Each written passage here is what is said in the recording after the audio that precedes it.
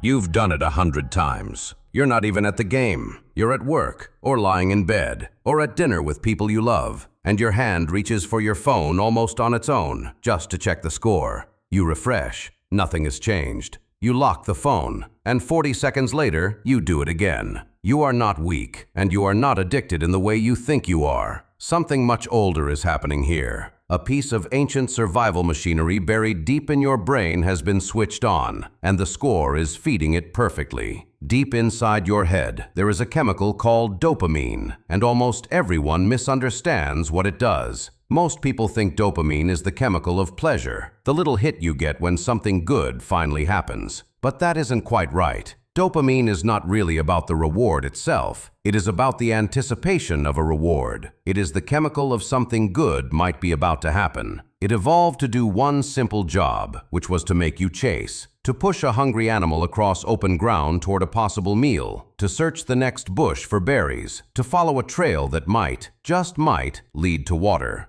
Dopamine is the engine of the hunt. And here is the strange thing scientists discovered when they looked closely. That engine does not run hardest when you actually get the reward. It runs hardest when you don't yet know if you will. In the middle of the last century, researchers found something genuinely unsettling about how brains work. If you give an animal a reward every single time it does a certain thing, its brain responds steadily and over time, almost with boredom. But if you give that same reward only sometimes, randomly, unpredictably, the brain's response explodes. Uncertainty is the trigger. The maybe is what sets the whole system on fire. A reward you can count on is merely satisfying. A reward you might or might not get is almost impossible to walk away from. And this is the exact principle that every slot machine on Earth is built on. You pull the lever, and maybe you win. You almost never do. But the maybe keeps your hand moving, again and again and again.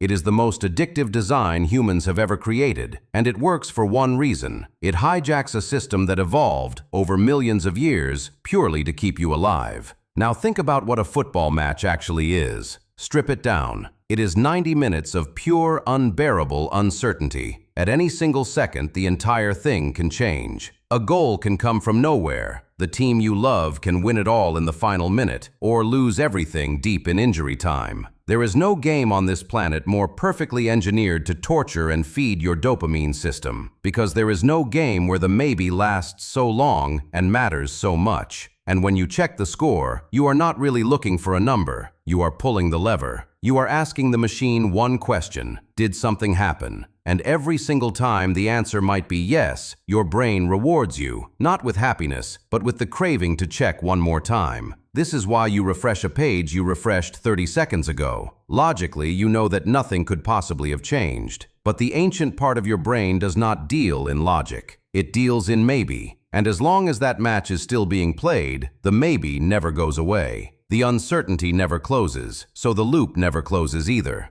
You check, you feel a tiny spike of anticipation. The spike fades almost instantly, and the only way to feel it again is to check again. You are caught in the oldest trap in all of nature, the very same one that kept your ancestors searching and moving and alive. Except now, there is no meal waiting at the end of it. There is just a number you already knew. And here is the part that should genuinely make you stop. It isn't only the score. The same machinery, the same maybe, sits behind almost everything that steals your attention today. Why do you pull down to refresh your messages seconds after you just checked them? Maybe there is something new. Why do you open the same app again and again and again? Maybe someone replied. Why is it so strangely hard to put the phone down at all? Because every feed, every inbox, every glowing notification is a slot machine, designed by people who understand your dopamine system far better than you do. They took the hunting instinct, the thing that made our species search and chase and never quite feel full, and they quietly turned it into a product. The score was simply the version your ancestors would have recognized, the hunt that never ends. So the next time your hand drifts toward your phone to check a game that hasn't even finished,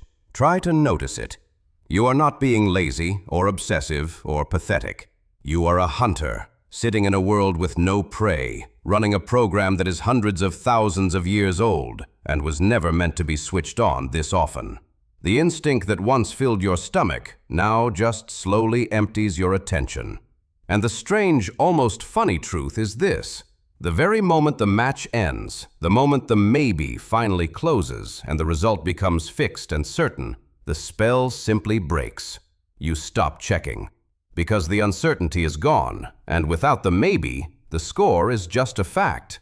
It turns out it was never the winning you were chasing at all. It was the not knowing. Because a football match gives you something your safe, predictable modern life almost never does.